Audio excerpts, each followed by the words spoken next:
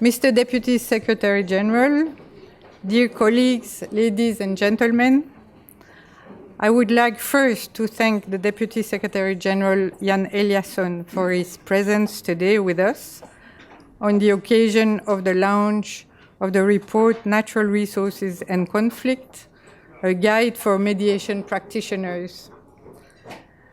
Mr. Deputy Secretary General, you're yourself a former mediator, so we are particularly pleased to have you here. And Belgium is also pleased to have this small role in this event because both natural resources and mediation are two topics that Belgium has followed actively in the United Nations.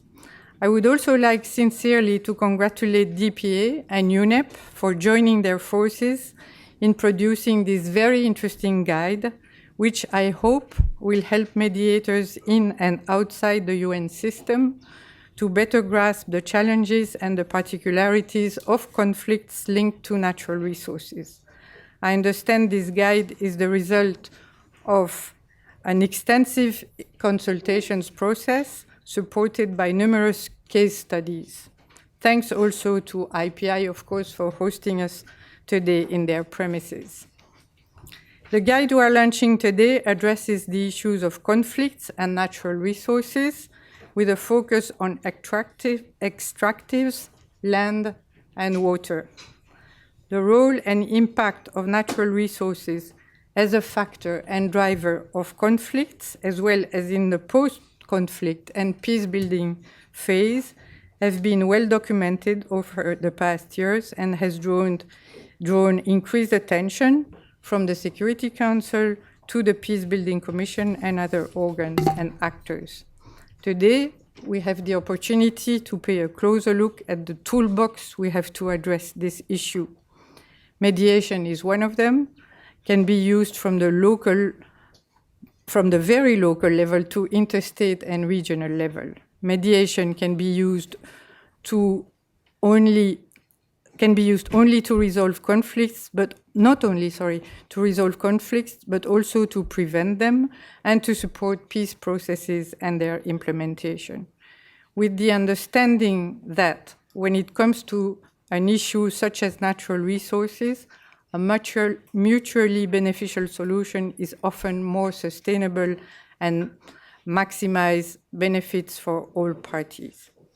And with the end goal of having natural resources supporting a sustainable development, inclusive growth, and local livelihoods for the population. I would like to thank everyone for coming today, and I will now pass the floor to the Deputy Secretary General, Jan Eliasson.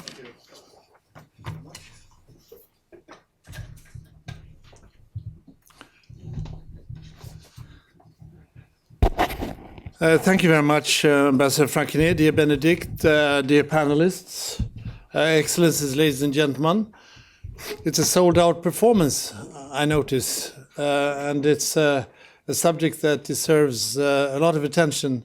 And I want from the outset to say that the work that DPA Mediation Unit has done here is, to me, pioneering work and adds a new dimension, and I would say even a new tool to mediation. And it will be more and more necessary to look into this issue for the future. And I will expand on this in my prepared remarks. For once, I will speak from a text.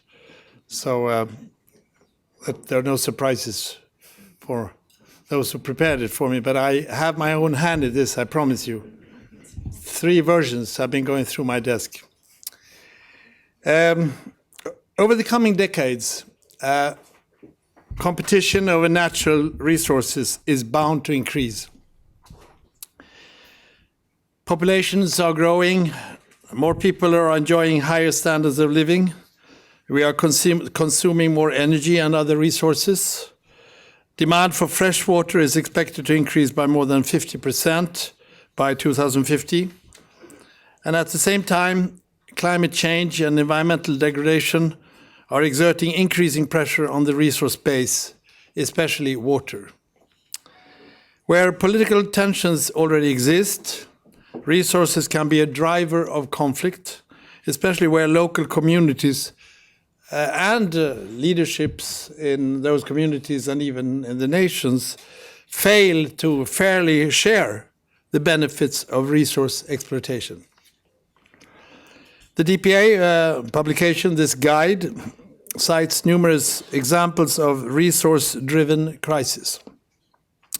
Resources can even be used as a weapon of war. I have seen this for myself in Darfur, where wells were poisoned in some cases to drive people from their villages to the IDP camps. I saw that in northern Darfur, and Pekka Haavisto, I don't know whether you were with me at that time, but he was working with me as EU representative in Darfur. Former Minister Haavisto, now Member of Parliament, a good friend. More recently, water supply to Aleppo in Syria was cut off in both regime and opposition-held areas. And the threat of withholding energy supplies, such as natural gas or oil, can influence the geoeconomic and even the geopolitical landscape. It's no surprise then that half of all civil wars in the past 6 decades have been associated with natural resources. And with this, of course, the power and wealth that they generate. Since 1980, at least 18 violent conflicts have been fueled by resource disputes. That's one of the reasons why many now talk about the so-called resource curse. It sounds paradoxical, doesn't it? But it, of course, reflects that a positive resource asset could become a conflict liability. But I believe, and I think the publication shows, that natural resources need not and should not and must not, in fact, lead to conflict. The root causes of conflict are largely to be found in poor governance, failure to distribute benefits, as well as human rights violations and environmental degradation. There may be other causes also, but this is more related to the subject of today. When access to resources is equitable, then resources can be a catalyst for cooperation. We have to work to make scarcity of resources a reason for cooperation, not for conflict. This is our task. We have to prove the win-win proposition in sharing resources and negotiating solutions. We see this very clearly in the case of water. Over 90% of the world's people live in countries that share rivers and/or lake basins. The 148 countries that share at least one transboundary river basin have, over the years, had to share and manage their resources jointly. Almost 450 agreements on international waters were signed between 1820 and 2007. Almost always these agreements have led to the fact that shared water equals cooperation, not conflict.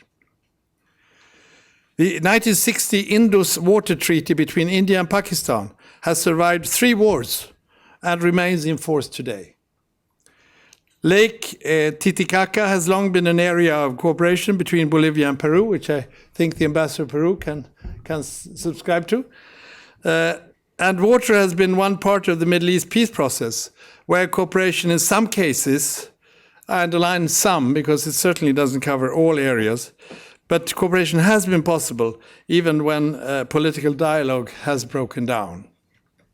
There is still lots of work to do in terms of sharing water, for instance, on the West Bank between Israelis and Palestinians. That's why I have long been a strong advocate of what I would call, and the phrase already exists, but I think it's growingly going to be used, what I would call hydro-diplomacy. Hydro-diplomacy. I believe that water can play an important role as a source of conflict resolution, helping parties to coexist and share resources peacefully. And I believe this extends to other resources if they are to be managed well. We also know now more about the elements of good governance that need to be in place. We need proper planning and transparency linked to resource contracts, payments, and revenues. We need sharing of benefits, I've underlined that already earlier, public participation and consultation in decision-making. And we need access to justice as well as credible dispute resolution mechanisms to prevent conflicts from escalating. If all these tools are used, communities and countries can capitalize on the opportunities rather than be exposed to the risks related to natural resources. Excellencies, ladies and gentlemen, dear friends, the guide being launched today is aimed at promoting cooperation around natural resources. It presents mediation as a vital tool for finding options that yield mutual gain. I many times remind my colleagues about Article 33 of Chapter 6 of the UN Charter, Pacific Settlement of Disputes, which is ever more relevant and needed in today's world. And now I see some of you expecting me to reach for the Charter, and I will do so. And I will read out to you Article 33, and I will challenge you. Do we do enough of this? I am a great friend of both Chapter 6 and 7. I think Chapter 6 wouldn't be very effective if you didn't have Chapter 7. So they have to be seen together. But I still claim, without sticking out my head too much, that we do too little of this. And I would particularly talk about the Security Council looking at this area. I sometimes draw a line, now it's really beyond my manuscript. I really draw a line. I say, this is the life of a conflict. You see a long line that I drew here? This is the life of a conflict. But in many cases, both CNN and Security Council and others consider the conflict life being this part, in the middle. That's when CNN comes there. That's when the humanitarian disasters are visible. That's when we plan a huge peacekeeping operation. We don't do enough here pre, and we don't do enough here post. And I see Kenny smiling here from the post, the Peacebuilding Support Office. This is what we need to learn. The life of a conflict, the first vibrations, whether there's human rights violations or resource crisis early on, that's when we have to act, not here, when it's so expensive and so much sacrifice. And above all, we need also to do this. We can't expect a person who has had a triple bypass to go to work 8 o'clock in the morning the day after he's operated. Anyway, I translate that to nations. Reconciliation, setting up institutions, all that is needed for post-conflict work. Now, mediation is fundamentally collaborative and non-adversarial. It is a voluntary endeavor in which the consent of the parties is critical for viable process and durable outcome. Mediation over natural resources can help lay the ground for building constructive relations across ethnic, national, and regional divides, which is so much needed in today's turbulent and troubled world as we see, not least in Africa and in the Middle East today. The examples in the guide illustrate the importance of resources as incentives for negotiation. For instance, if we see the role played by oil and natural gas in the context of the conflict in Aceh in Indonesia, we have also seen the role of oil. It took some time for it to work as a potential incentive for peace talks between Sudan and South Sudan, as you may recall. And the purpose of this guide, as I understand it, is to encourage mediation to be used more often to avoid conflicts associated with natural resources. And the guide distills decades of experience in natural resource dispute resolution into succinct and practical advice. I can really recommend this for reading. And I recommend it to all mediation practitioners and also to parties to disputes where natural resources are a feature. I expect it to become an essential part of the mediation toolbox, both for the United Nations but also for others. Even track 2 activities could be done along these lines. And I know that today's discussion will serve to raise the issue of resource mediation to the conceptual and political level it serves to have. So I thank you very much, and I look forward to staying with you for some time, and then I will have spies here which will report on the details later on. But it's great that you have organized this meeting. I also thank IPI, of course, for Warren Hogue and others for hosting this meeting here. Thank you very much.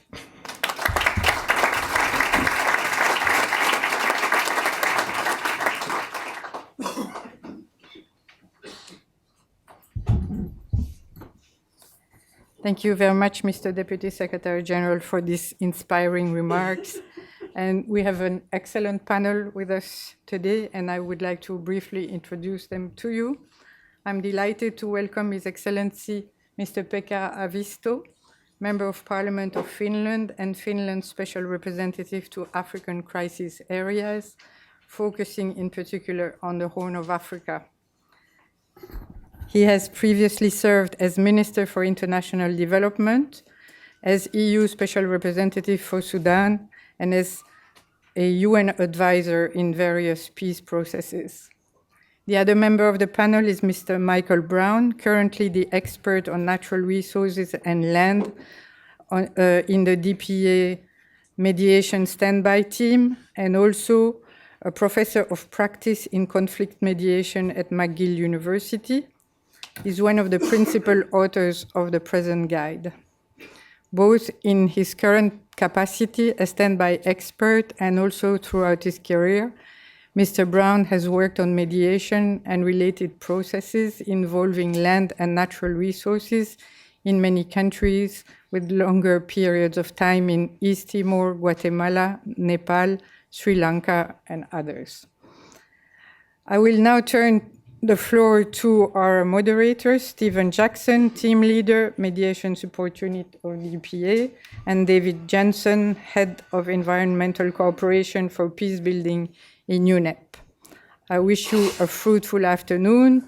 The presentations will be followed by a session of questions and answers with the audience, and a reception will close the day on a nice touch. Thank you very much.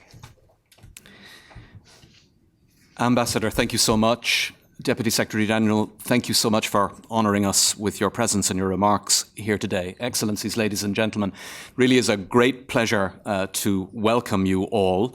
Just to start by going over the same ground a little that the Ambassador just kindly did, to say that we're going to move into a phase of armchair discussion. I think what I'm sitting on is the Nordic version of an armchair in just a few minutes.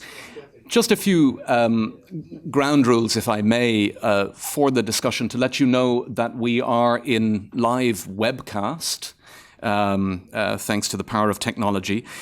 Obviously, what that does mean is that there is no Chatham House rule today, so we are, to some extent, on the record. Second thing is to say then that David and I will alternate throwing some questions to our distinguished speakers.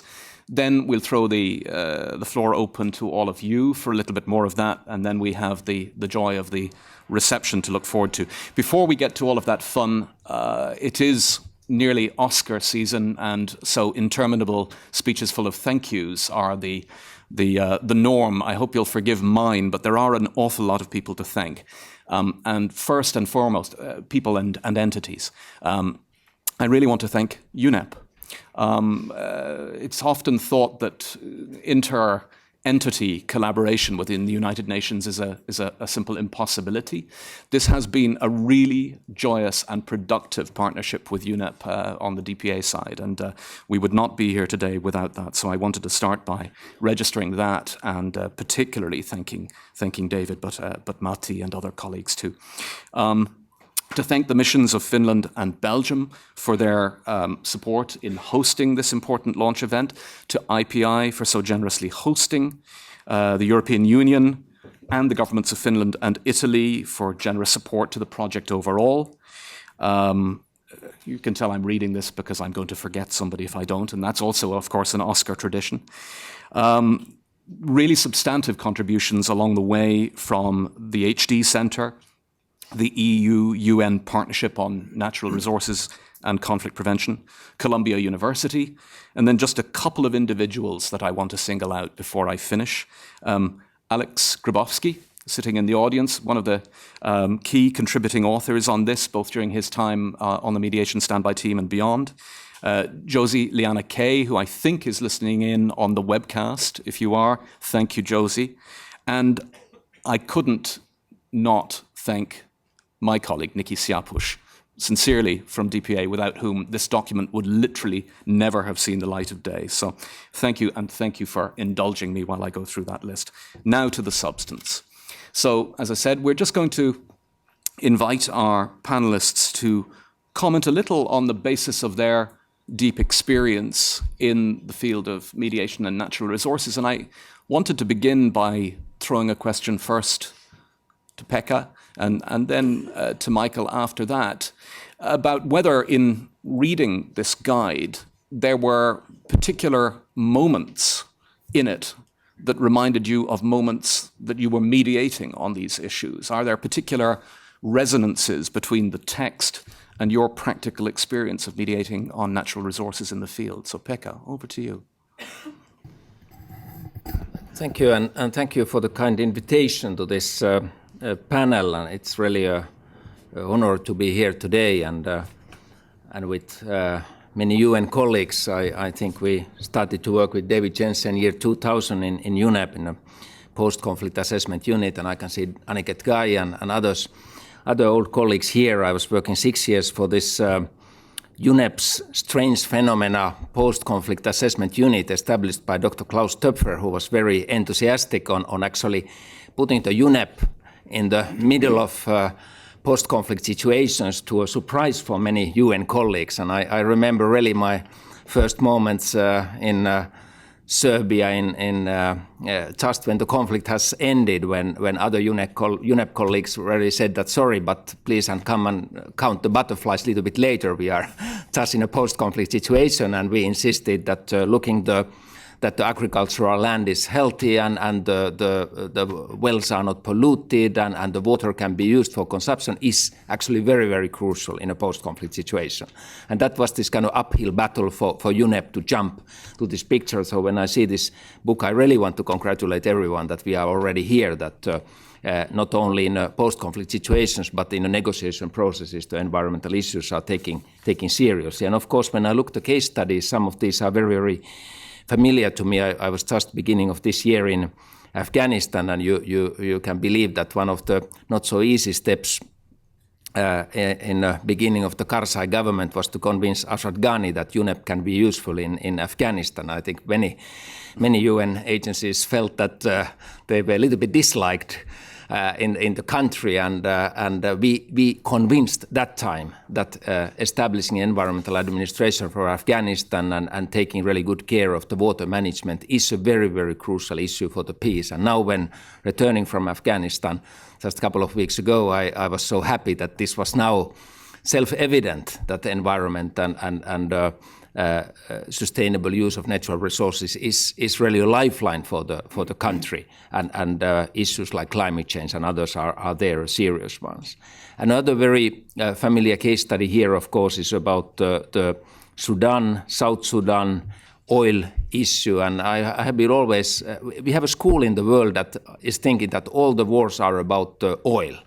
And, you know, people see oil even in Crimea sometimes, and saying that natural resources are guilty for all conflicts. And I don't believe that school fully, but maybe at least half of the conflicts natural resources are making a big deal. And particularly when looking the Sudan, I put myself always a question that we have these oil wars, can we have an oil peace? And I think now, hopefully, we are, as we know, we are in an internal mess currently with the South Sudan, but basically the peace structure between the North and South, of course, was an oil peace structure. And I think it's very promising that we can use natural resources and benefits from the natural resources also to build peace situations.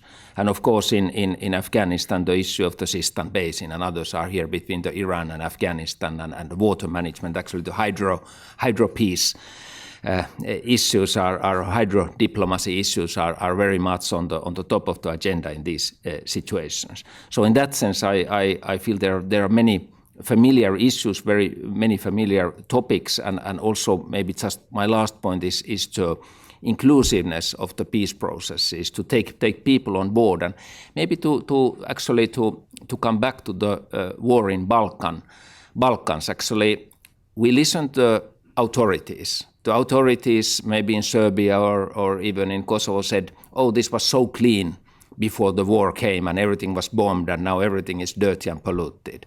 Then we went to the environmental organizations. when the government is saying everything was clean, was Pančevo actually so clean, or Novi Sad actually so clean before the war? And then we got another side of the story, when the environmental organization said, look, we have been trying to raise our concerns for 20 years. Now only in a post-war situation, you finally come as a UN and do something and help us to get out of the pollution. So pollution issues, unsustainable use of the natural resources might have been continuing long time before the war, and might also trigger some of these conflicts. And I think these issues are very, very crucial. As Jan Eliasson put it, you look the long lifeline of the conflict, and you should maybe pay attention also what's happening to the natural resources in the very beginning. Thank you. Thank you, Pekka. Michael? To begin also, thank you to everyone. And I'll sort of move into the reflections.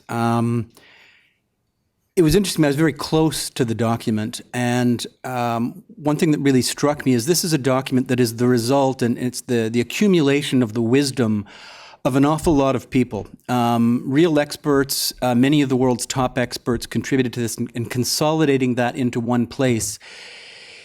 What resonates most is that I have been thinking back when I first started into dealing with natural resource and land disputes in the international context.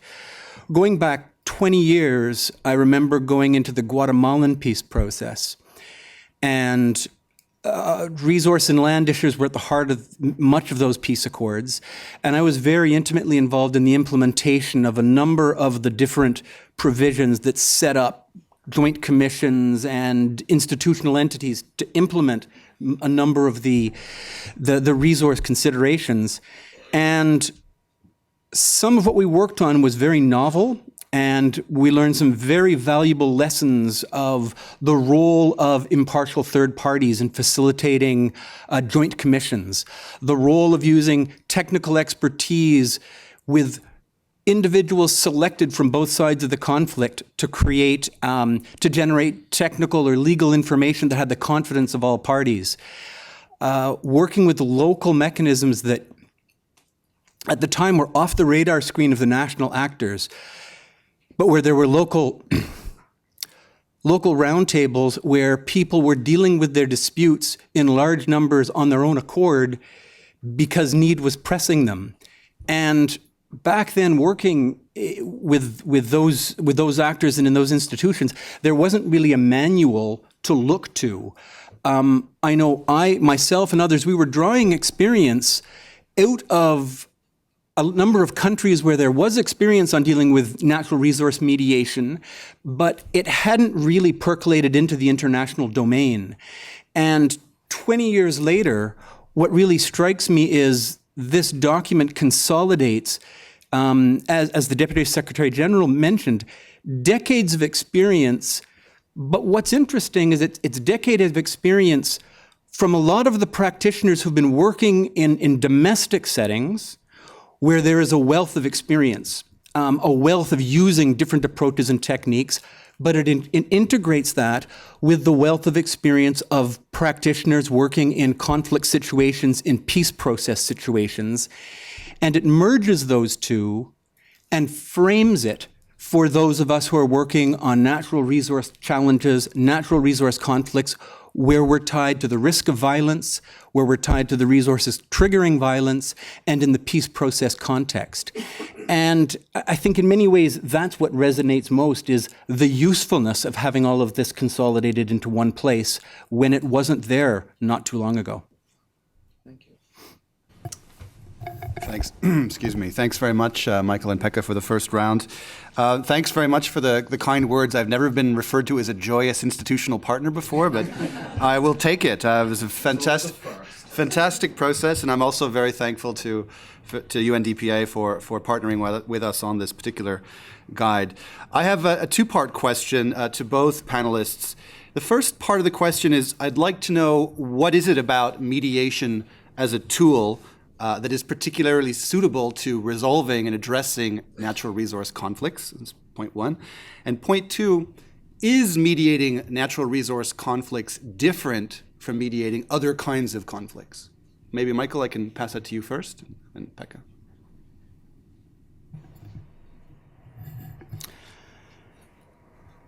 Well, I guess in many ways the question goes to the heart of what's illustrated in the guide. But I think the answer goes really to what mediation is and why it's particularly suited to natural resource disputes. I think at one level, natural resource disputes, particularly those tied to violence, the risk of violence, and armed conflict situations, they're very much characterized by being extremely technically complicated and extremely politically sensitive. And mediation is a dispute resolution tool that is very suited to complicated problems that are very sensitive by its nature. The non-adversarial, voluntary aspect where the parties to the dispute create their own solutions means that agreements tend to be more sustainable than through another dispute resolution. By the parties agreeing and creating their own outcome, it's inevitably going to be politically sensitive to the needs of the parties. They won't create and agree to something that isn't suited to that political sensitivity. Another aspect of mediation is the role of the third party impartial. And what that brings, and typical resource disputes in these settings, in many ways the line that the Deputy Secretary General drew doesn't only apply to armed conflict, but applies very typically to complicated resource disputes, is they may have years, decades, generations, or centuries of brewing in the past. And the role of a third party impartial not only helps create good process where it's very much needed, but of course the selecting of the mediator, whether it's an individual or a team or an institution, it's essential that it's selected to bring legitimacy and faith in the good process. And where resource disputes where you have a history of tension and mistrust, and often a history of failed attempts at resolution, that third party impartial to bring legitimacy is very important.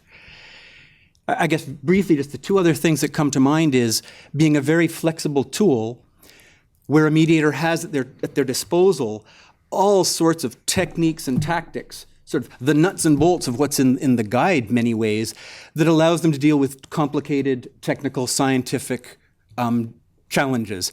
How do you use technical experts? How do you analyze data in a way that generates the confidence of the parties? How do you collect data in a way that generates the confidence of the parties? And I guess the last aspect is mediation as a technique is grounded and creates enormous opportunity for collaboration and building relations of trust. And again, where natural resource disputes typically have gone on for a long time, and when resolved, it isn't as though the problem is resolved with the signing of an agreement. In many ways, that's where the real work starts through implementation.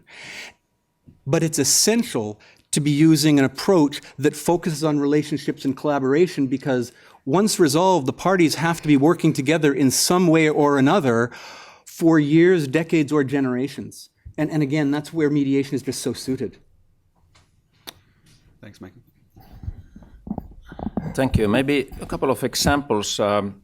Darfur has been mentioned here, and sometimes when we asked about the disputes on water resources, using of wells, grazing areas, and others, which are still, unfortunately, in Sudan, the source of the disputes, we asked people, how did you solve these problems earlier? And then people said that, well, we had a traditional mechanism of solving these issues. This has been actually solved for hundreds of years, but that time we didn't have Kalashnikovs. And now when a 10-year-old boy has a Kalashnikov, I have nothing to say to him.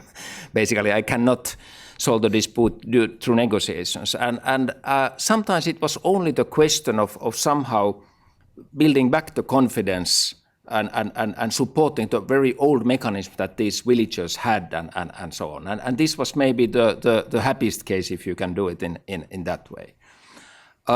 Or I have been many times thinking about the Somalia piracy coast, which all of us know. And when you travel in Puntland, and as I did some years ago, and stopped in the small villages, unfortunately all boys wanted to be pirates that time. They found it very exciting and very well-paid job. We of course warned them about a couple of risks that it might include. The usual statement was that we have the right for the piracy because poisonous materials has been dumped to the sea by other states and so on, and or there is overfishing of our resources. We have these very tiny boats, and some countries that can afford big vessels, they are stealing our fish and so on. And that time actually I many times said to the villagers that why don't we set up some kind of, a mechanism that let's make the assessment. You make the guarantee that the piracy will stop, and we do the natural resources assessment and look if there are any poisonous materials in the sea and so on. But it was too complicated issue, as we know, for Somalis to organize this kind of trust that the international community could enter to those areas and others. But still I'm thinking that, the environment claim was in one way real because it psychologically affected people and somehow justified, at least to some people, the violent action. And we should have that kind of tool on the place that, okay, if your claim is environmental claim, let's look if there are any basis on what you are saying. And I think this really should be included in our toolbox when we are solving problems, even major problems like the piracy on the Somalia coastline. And then maybe my third point here in this context is that are there then issues that cannot be settled, or are there issues that cannot be negotiated? And of course we have seen changes caused by the climate change, that actually we have just lost some resources. There are no more grazing areas, the wells are dry, or big changes has happened, or we see consequences of the overpopulation, or we see consequences where a big amount of the people through the war has been moving on other places, and we are out of the old negotiation concept, so to say. We have to find other solutions, more sustainable new solutions to this situation. So it's not only to mediate, it's actually to create maybe new livelihoods, new forms of living for people and others. And we also, of course, should be sensitive to that it's not always only about the mediation. It's sometimes to find other alternatives for people. But I think there are some limits as well where you can mediate, but I think mediation, whenever you can support it also on the natural resources, is one very good way to the peace. Thank you. So Michael, you said earlier in thinking about moments, mediation moments, that there were moments where a document like this could have been very useful had it crystallized the wisdom some time ago. So I wondered whether I can invite you as a contributing author now to sort of speculate a little on the kinds of ways in which you see this document as being used down the line. What kind of purpose do you think it can serve? What kinds of mediation moments can it serve? Certainly. I guess in many ways probably the best way to think that through is in terms of the target audiences. Centrally it was put together to put this information in the hands of mediators.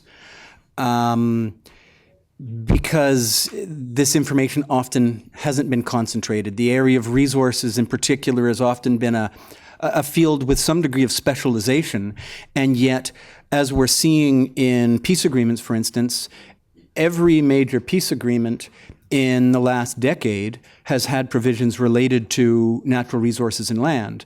And it's clear that we need to have information in the hands to not only think through what appears in the agreements, but what are we going to have to do to then implement those agreements to ensure that the objectives are actually achieved? And a lot of the contents of this goes beyond just what makes it into an agreement, but there is a lot of thought about what do you do to implement. I suppose at one level worth sort of highlighting, directly and explicitly is the way the document is laid out actually addresses things for sort of three different purposes, if you will. The second chapter lays out and consolidates all of the sort of recommendations, tips, and strategies going through each phase of the mediation cycle. from assessment, design, to the mediation negotiation itself, and to the phase that is very often forgotten, which is the implementation phase, which is equally or as important as the other steps through it. So you have each phase of that process, you have very clear tips and recommendations. But the next chapter then goes sector by sector, extractives, land, and water, and consolidates an awful lot of wisdom, thought, and strategies by sector. The following chapter then brings that into a slightly different context, which is when resources are part of an armed conflict that is the subject of a peace negotiation, what does the high-level mediation process of a peace negotiation need to know about dealing with resources in that setting? And it's been laid out in that way because it should be useful for each of those types of actors, or each of those types of dispute dynamic. But I guess I should also mention that when you look at it, it will be used, and it should be useful for a wider range of actors. I think, for instance, members of the international community, those here and those working in international organizations that tend not to see how the resource mediation of resources can be done, I think it can be very helpful. One of the real challenges that natural resource disputes have faced is that because of their very technical nature and their the dual technical political nature, they often sort of fall through the cracks for the international system. The technical people see natural resource disputes, deal with them up front, but they typically react by saying, it's very complicated, but that's far too politically sensitive for us to really know how to go forward to try and get this thing solved. On the other hand, the political actors tend to see resource disputes and say, well, that's extremely technical. It doesn't necessarily have the immediate urgency that perhaps ceasefire or security issues may have in a conflict dynamic. And it sort of relegates it off to the side. So it's either falling through the cracks or even sometimes sort of avoided by the international system. And so I think that's one of the important points of it as well. I also hope it'll be useful for parties in disputes. To have a chance to sort of think through how are these approaches can be useful for them.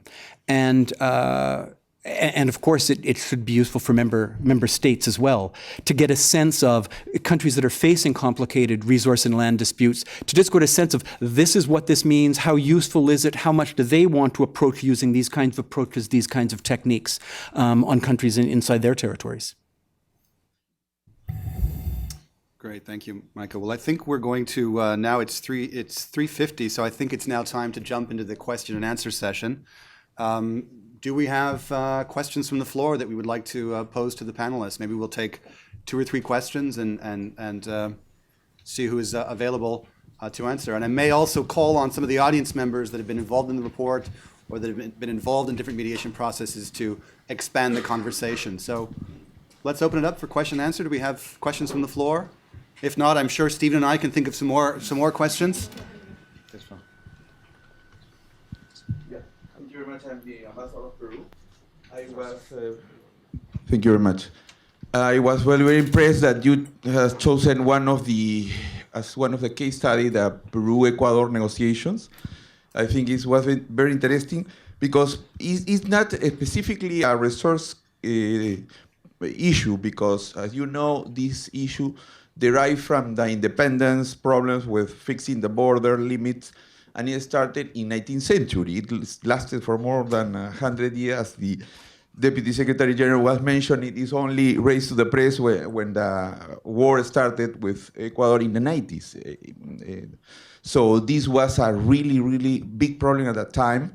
But basically, it was solved because not only we solve the issue of the border dispute, but we think about what a future relation between Ecuador and Peru will be. So it was very important I think it's for a study case, because we agree in 4 main issues, no? But 3 of them were related to the future. Only one was related to solving the border dispute. So I was wondering if this was the reason for choosing this case, because it was not specifically a resource case, but or other was the reason. No, we established a very important integration binational fund for helping the border community. So it's a very interesting case. Thank you. Thank you. Maybe we'll take one more question, then we'll go back to the panel. There's a hand. Yeah, perfect. Thanks. Shirley Chesney. Oh, sorry. It's taken. Sorry, we'll go here, and then we'll go back, if that's okay. So, up front. No, I'm sorry, thank you. Unlikely I won't be able to hear the response, maybe because I have to rush to another meeting. I would like first to thank the organizers of this meeting. I think it is a very important one. Thank you, Deputy Secretary General, for focusing on the preventive measures. I am very glad to see how now we can speak so loudly and openly about natural resources. I don't know if there is anyone from Angola here, or maybe Ambassador Martins, if he was here, it could be a testimony when I was diplomat of Angola, and then 2003 members of the Security Council, how we tried hardly to bring in as our main team for the presidency the question of illicit exploitation of natural resources. I should confess we failed because we could not convince then the members of the council to address this issue. A CASEM report had been just issued, and but building on our experience as you remember the war in Angola with blood diamonds, the role in the Kimberley process, we thought we could bring something to the international community. Thanks God, Belgium then later on managed to bring the issue to the council, and it was addressed. So I'm really glad to see how now we can discuss this issue. Now, but at the same time, I should really thank you for developing this tool. I think the preventive part of it is very important. Before even we come to mediation, I think we need to look at which measures, when we develop tools like transparency, not only by governments and by business people as well. In Africa today, we are talking about, Ambassador Martin just came in. Ambassador was referring to your experience as permanent representative of Angola in the council, how hard it was to bring the issue of illicit exploitation of natural resources to the table of the council. So I was talking about preventive measures before we come to mediation. I think when we develop those tools like the transparency by government, transparency by business people, today in Africa we are talking about even illicit flow of resources from non-paid taxes. I think we need to go beyond even before we come to the stage where we are called for mediation. But we need also to see how things are evolved a lot. In the past, I could not just imagine a rebel exploiting oil and selling oil. And today you have it. Daesh is doing it even in Libya, not far from some of our countries in Africa, in Asia. So what has gone wrong? Who is buying this oil? I think I would like to hear your comments on which tools we need to develop in order to educate the world really on the danger and also the benefits, because we should all be reminded that in a good atmosphere, in a peaceful atmosphere, business goes better than in a conflict one. Thank you. Thank you. Good. One more question, and then we'll go to the panel for an answer. Answers. Shirley Chesney from NGO Committee on Human Rights and Disarmament, Peace and Security. I haven't read your report, but I'm very interested to know if you have involved any of the international, multinational corporations in your mediating effort, because in the past, our dealings with the Ogoni people from Nigeria, where oil was the issue, some of the people that had the greatest role in denying the rights of the Ogoni people that led to the assassination of the 19 and Ken Saro-Wiwo were their conflict with both the multinational corporation and the government. So I'm very interested if the corporations are involved in the mediation process. Is one of the questions that comes up in my defense of the UN, because people look to the Global Compact as a denial of peace and human rights fulfillments. Thank you very much. Michael, do you want to select the questions that you feel most appropriate and suitable to your expertise, and then we'll pass it to Pekka to do the same. Thank you. Yeah, I guess perhaps a little bit of reflection on the Peru-Ecuador example. I think in many ways what you highlighted is one part of having a good process where relations are so important in the future. It's an example that highlights that. But I think it was selected because one aspect of the many dimensions was a conservation corridor. And there is growing attention, and I know in the role that I've been playing on the standby mediation team for the last couple of years with the Department of Political Affairs, where I've had a few different examples where different countries have been talking to the UN about, we've got complicated border issues with our neighbors, but are there things that we can do in a coordinated manner that are nonetheless constructive?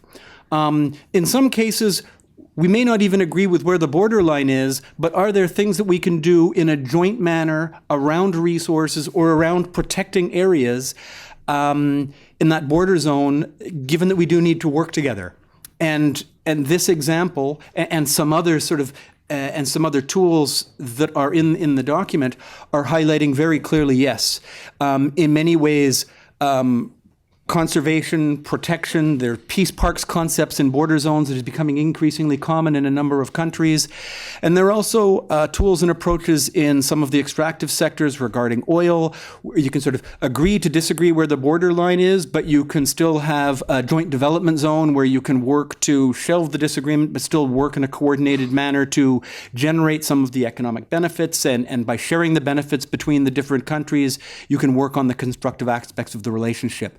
And I guess in many ways that's one of those aspects of mediation that's just so important. It's a process that not only resolves a problem, but does so in a way that is focused on the relationship between the actors.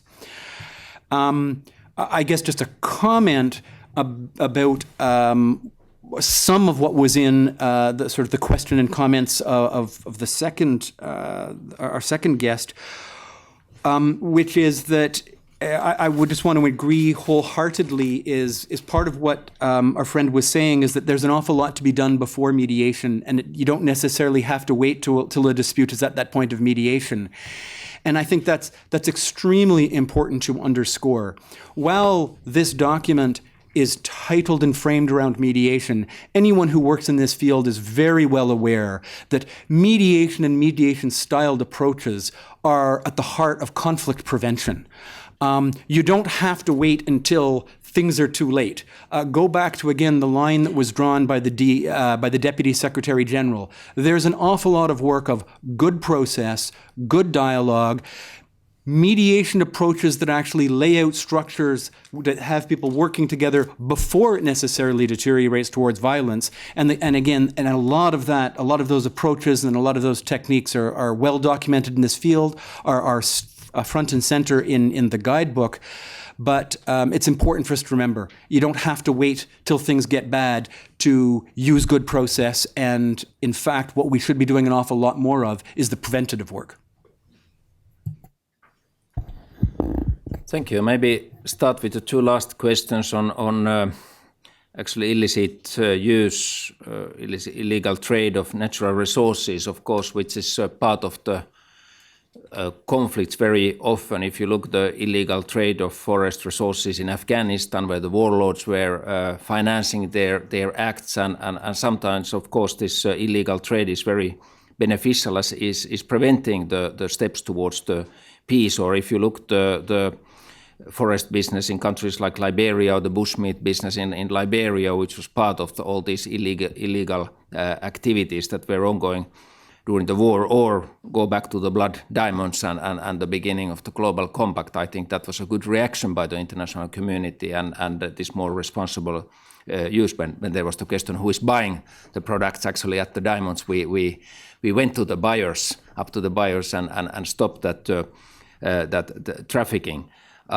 Then on the, I don't go directly to Peru-Ecuador issue, but I think the model there, of course, this conservation corridor or green belt model is something that you regularly can use even in a disputed areas, or using the joint river commissions that we have, actually many models in the world. So there are, so to say, ready-made models, also some of them told in this book, which can be used in many conflicts. And I think in that sense, this kind of handbook is very, very valuable. I was paying attention that this autumn during the General Assembly, the president of South Korea raised the issue that shouldn't the demilitarized zone between the Koreas be a green corridor. And when I then visited the biodiversity meeting this autumn in South Korea, actually they asked how did we manage during the Cold War between Soviet Union and Finland to make a green corridor between Finland and Soviet Union. And of course maybe the same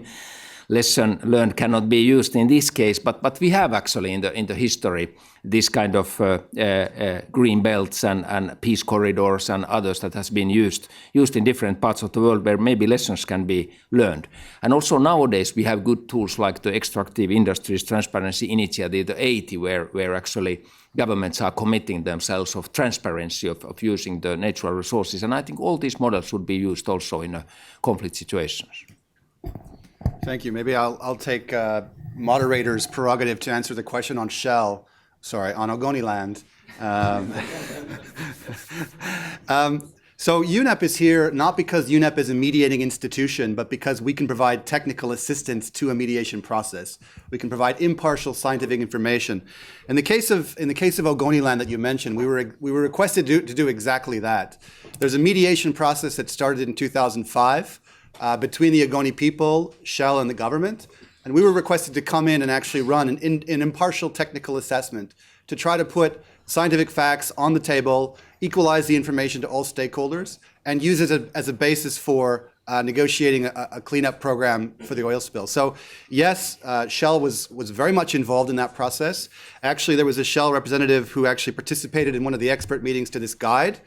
And so yes, I would say that the private sector, of course, is a very important actor in this, and we would like to explore opportunities to provide more systematic mediation support when companies have lost their social license to operate, and when there is a very serious conflict between communities. Is that the kind of process that the UN could potentially help mediate or provide advice to resolve? So certainly the answer is very much yes. Maybe we will go to some other questions in the room. There's a few different hands. Alex, why don't you? Alex Grabowski, please. Hi. Just a comment and then a question. As I've been listening to the various questions and the presentations, I've been reminded of a single word that kind of reflects the relationship between UNEP and DPA and is perhaps part of the answer as to why mediating natural resource conflicts works. And the word is interdependence. And on the political side, we strive for positive interdependence in peaceful relationships. In the environmental side, we've known for a long, long time that everything's connected. And it's the interface between those two, I think, that created such a happy relationship, at least so far. Joyous, right. And so I think that, as we struggle to take the complex and make it simple so that we can make it effective, that term is helpful. My question is kind of a simple and practical one. What's next? When you think about having distilled all of this, and I was privileged to play a role in that. Thank you for that. What do you see as the next steps, and how can the organizations and institutions and countries represented in the room play a role in that? Thanks. 2 more questions, and then we'll in the center, just behind Alex. Yeah. Yes, my name is Fabrice. I'm a current intern here at the UN. My question is, you mentioned the tension in the past and how the people to the table, when they bring these interactions, there's a lot of history. And my question is regarding the psychosocial needs of these individuals, and what role does your office play in addressing like trauma-sensitive approaches to these mediations? Thank you. One more question? Arnaud? Thank you, colleagues. Name is Arnaud, DP Africa 1 Division. As a contributor to this document in a former life, I'd like to begin by saying how happy I am that it's finally seen the light of day after a few good years of gestation. I'd like to thank my former MSU colleagues for seeing it through. Secondly, to speak a little bit to the point that Alex made about practical next steps.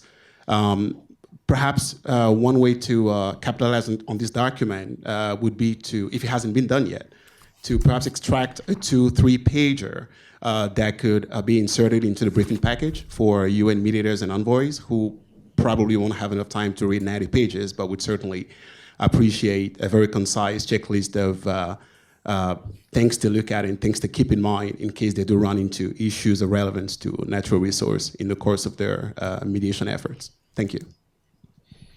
Thank you very much. Maybe I'll again take the chair's prerogative, not the chair, the panel, the moderator's prerogative, just to quickly answer the next step question on behalf of UNEP, and then maybe Stephen can do the same on behalf of DPA. But the first point to make is this was a very first attempt to actually collect the lessons and put them into some kind of digested format, synthesized format. It was the first attempt, and it was meant to kickstart maybe a progressive way of doing that more systematically, maybe reviewing this every couple of years and continuing to build up these lessons learned and good practices. So this was a very first try to do that, and maybe we will plan to maybe do that in a couple years from now to really update it and see where we stand at that point. But in terms of the next 6 months, what we plan to do is take the contents of the guide, transform this into a dedicated training program that we can then deploy to mediation institutions who are addressing natural resource issues in the context of peace processes or lower levels. So we'll reach out to them, provide the training to them, and provide maybe some guidance, some technical assistance on how to go about addressing these issues within their processes. We'll also be then looking at member states, looking at other stakeholder groups, trying to get a sense of what the needs actually are and how to meet the needs on the ground. So doing more consultations and asking, what is actually needed to address these issues, and what's the actual role that the UN should be playing? Should it be doing direct mediation? Should it be doing simply mediation support, providing technical assistance and advice to mediators? Should it be doing training? Should it be collecting lessons? Should it be doing all of the above? So doing consultations and understanding what member states and other stakeholders feel our role is, and then designing further follow-up after we get a better sense of that. No, I think I can very joyously confirm that we'll be happy partners with you in all of that. Those are very much the next steps that DPA and UNEP, I think, have together. But maybe if I have the floor, perhaps just very rapidly on the question about the psychosocial, since that probably falls a little bit outside the main scope of today, but it's a really important question. I think we don't address that enough, Fabrice. We don't think about it enough in our mediation processes. In one process with which I was associated in Central Africa a few years ago, one of the main negotiating parties, one of the delegates on a rebel delegation to a peace talks, I remember was somebody who was literally vibrating, and I mean that not just metaphorically, but physically vibrating with fury and resentment in almost every negotiating session that we were mediating, to an extent that you felt that any minute now he might just explode.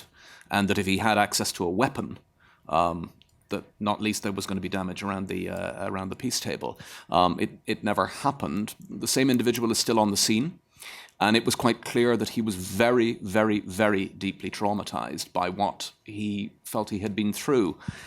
We never really worked out how to deal with that. It didn't make him a very tractable partner for mediation, but it was a political reality that he was there. Happy to talk further about that offline. I don't know if from amongst the other questions, yeah, or maybe just to react shortly, first of all, on when the material is now out and the book is now out, I think really training of the different kind of stakeholders, particularly civil society and other who wants to formulate the positions and understand what is possible on regarding the natural resources and environment. It's a long learning process, actually. What can you ask in a negotiation table and so on? I think some kind of training and education, not only to mediators, but those who are participating to the talk should be given. But the other aspect I just want on this psychosocial, because I think it's very relevant, because many environmental news are good news. We did the environmental assessment in Kosovo, for example, in the places where people were afraid of radioactive pollution, of polluted wells, of spoiled agricultural land, and we could prove, sorry, this is not spoiled. You can continue your life and actually take away these fears. UNEP work in Israel-Palestine area, a little bit similar. We did a depleted uranium assessment, extremely difficult, extremely political, but actually it was done. And I think many people are afraid in a conflict situation also, so to say, wrong things. So the real risks are somewhere else, but sometimes the environment is also used very, very political way. And the environmental news can also be false news, as we know. And it's very important that somebody internationally can verify what has happened, and somebody internationally can show what should be done and what should not be done in these circumstances. Thank you. Anything to add? Just a few sort of brief comments or reflections, not necessarily dealing with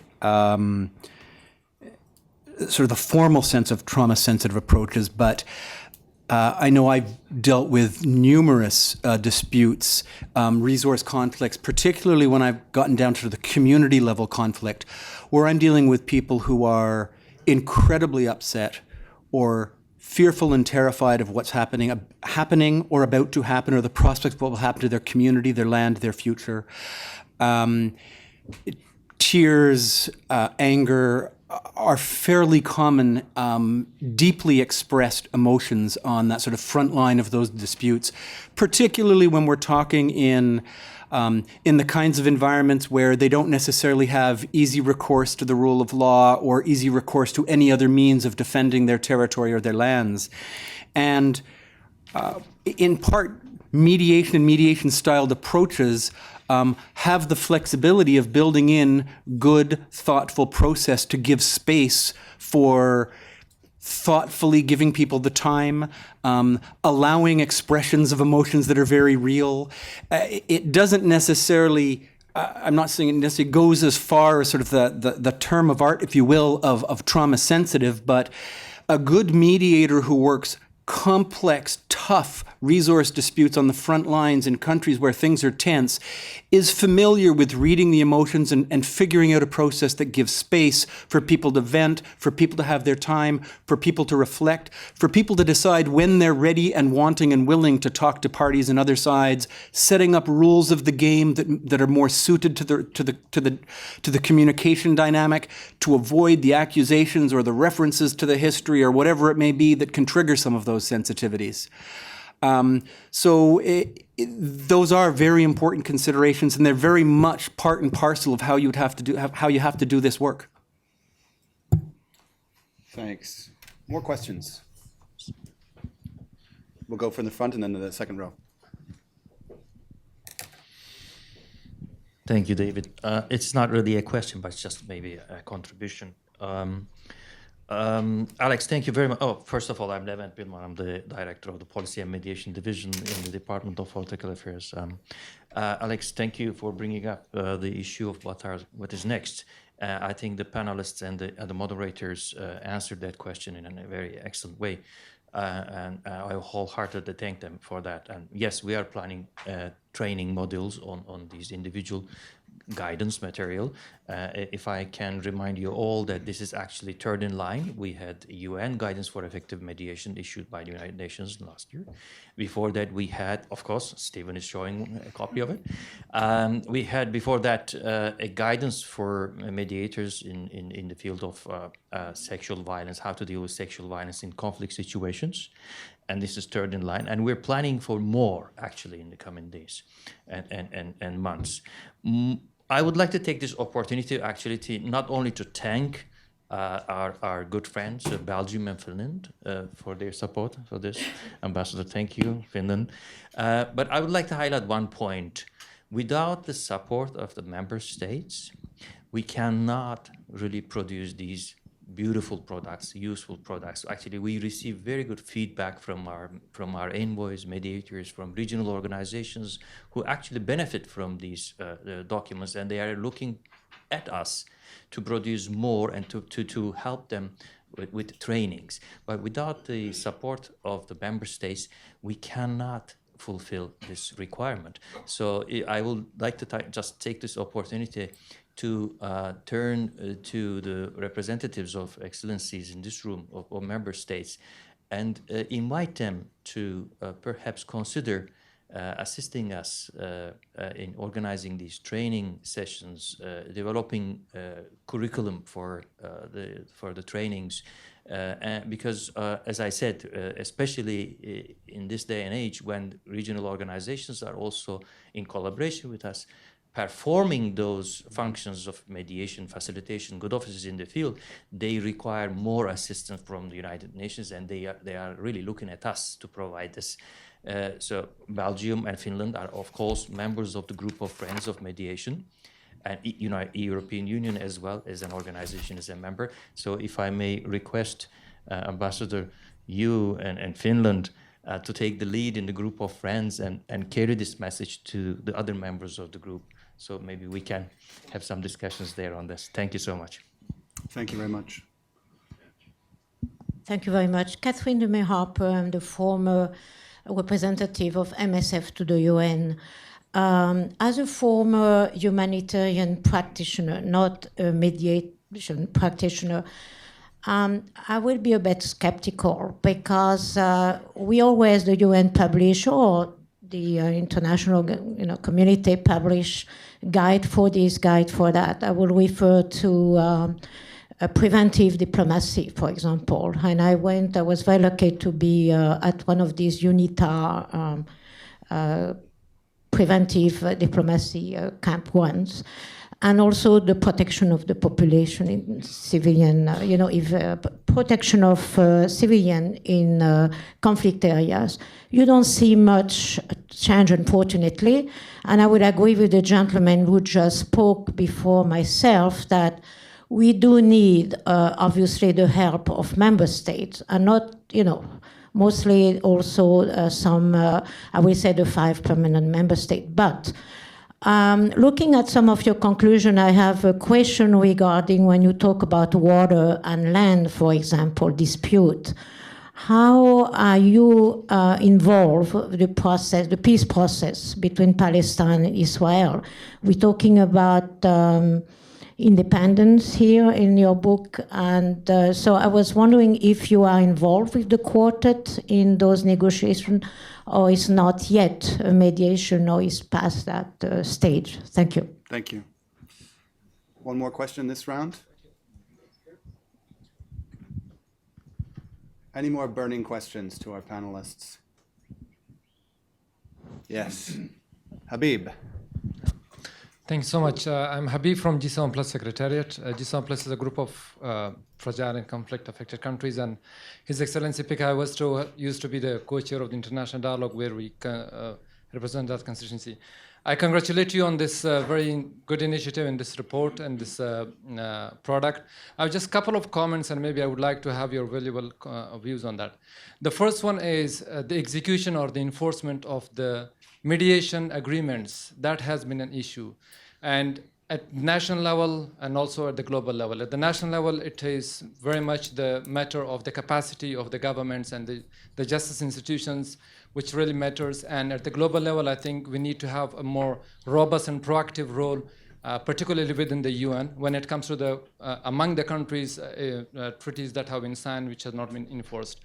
And the second thing is there is always some invisible hands in the mineral resource exploitation, and which sometimes ignite these kind of conflicts because of some commercial vested interest in many of these countries. I would like to have your views on this, that how can, because we spoke on the preventive measures, and I think that is one of the preventive measures that we have to think about. Thank you. Thank you very much. Pekka, would you like to go first? Well, the questions do not come easier with the time. Let me maybe start with this lady from the MSF question on the do we have even too many guides and too little implementation. I think it's anyway important that we pay attention to possibilities of environmental diplomacy, because it's really easily forgotten in the normal context. And I think for that reason, to pay attention, train people and others, well, of course, this doesn't lead that in every place these possibilities are utilized, but I think at least in more cases these are utilized if we tell about these possibilities, if we tell about the good experiences and others. I don't want to be too pessimist on this issue. Then the interesting question on Palestine and Israel, maybe you gave it to me because I'm no more active in the UN, but we actually did a very, very interesting exercise years 2003, 2004 with UNEP with full approval both by Israelis and the Palestinians. And we made 137 recommendations, if I remember correctly. And we basically, our conclusion was that time from UNEP that, so to say, both sides are maybe using the conflict as a camouflage of not implementing some of the environmental issues that they could implement.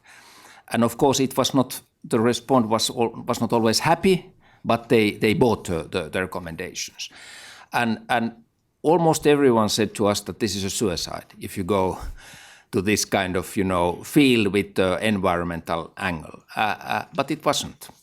And it, at least for me, gave some courage that you can go even to most difficult conflicts with that aspect. And actually, it was not a secret that during the Second Intifada, the water negotiations were ongoing, because water was so crucial to the both sides. And starting with the water, we continued on other environmental aspects. I don't say that this is solving the conflict or so, but I'm really maybe feeling that in all conflicts, even in the most difficult conflicts, this environmental aspect should be taken into account. And I'm afraid that it's not there currently. This is at least my impression. And then I come maybe to and I think it was very good when there was a reference to the institutions, the justice and other institutions domestically, and then of course the international tools. I think we haven't been talking too much about the implementation or the follow-up or the enforcement then of the agreements and recommendations and others. And unfortunately, even if the environmental issues and are part of the peace agreements or part of the agreements, the implementation might be lacking. I'm not proposing green helmets. I know that's another sensitive topic, but something actually, how to follow up, how to verify that the parties are doing what they have been promising also in these aspects should be taken into account, because too many times we only have promises and then it's the failure of the implementation will become a reality. Thank you. Michael? I'm really happy to have someone asking about the question of enforcement, because as I mentioned earlier, in the area of mediation, there there tends to be a lot of attention of how do you get to the agreement and get the agreement done. And there's a real dangerous tendency to sort of feel that it's a done deal once there's an agreement. And I also think this is an interesting area where the experience that's been brought together in the guide mixes experience from sort of international mediation and peace negotiation experiences with years of hands-on mediation experiences on resource conflicts from jurisdictions all over the world, many of which you have to get agreements. Agreements have to be implemented. You must have clear guidance on implementation. You must have feedback loops. You must have monitoring mechanisms. And bringing that experience into the international domain is really where we have to do some serious thinking to, there's plenty of room to build some of these approaches into the way we do business. Joint mechanisms where you can establish joint monitoring systems, where you can establish joint committees that look and give feedback loops on how things are being implemented. Are they being implemented well? Are there things that we can do to adjust and improve as time moves on? In the area of resource disputes, it is very rare to imagine a dispute that upon being resolved, it's an end deal.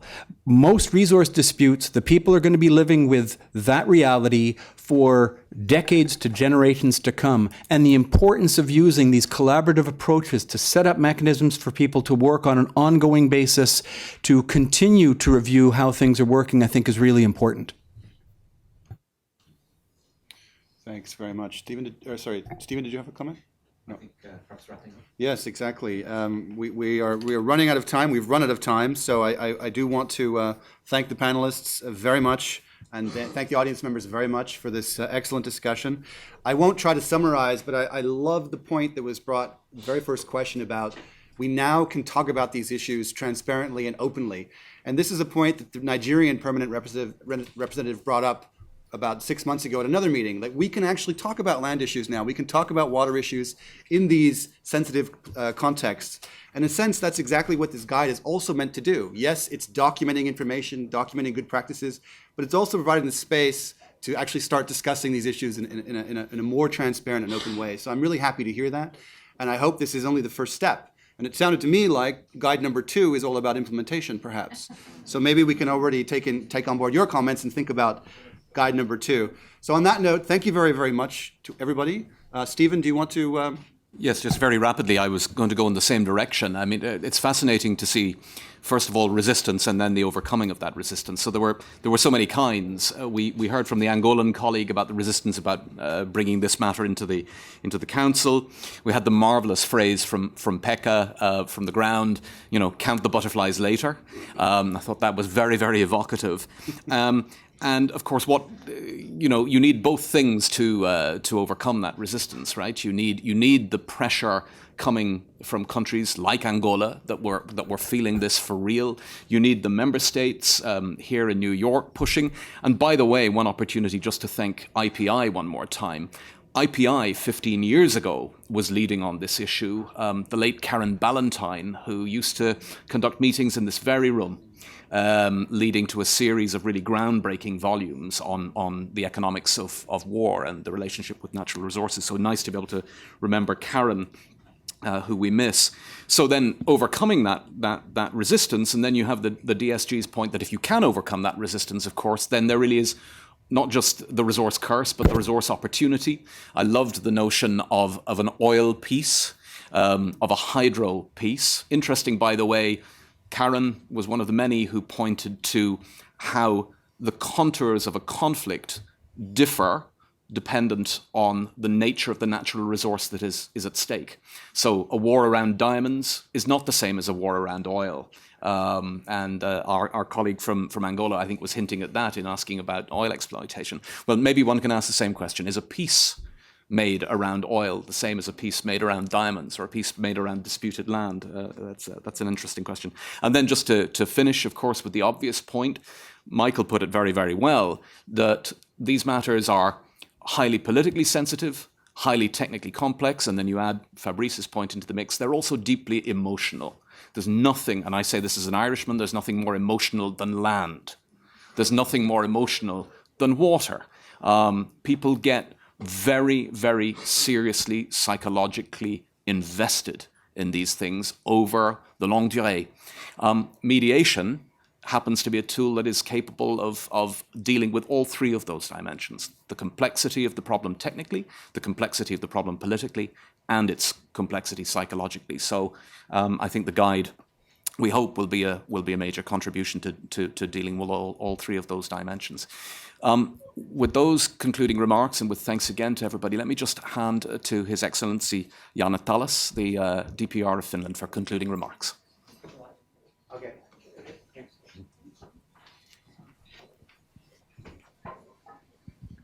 Thank you. I would like to thank the panel for the third time. Speakers and excellent speakers.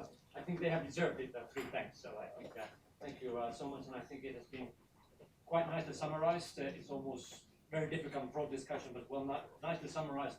I would not try to summarize it, but I think I'll just have three points reflecting the discussion. I think the first one is really the importance of mediation.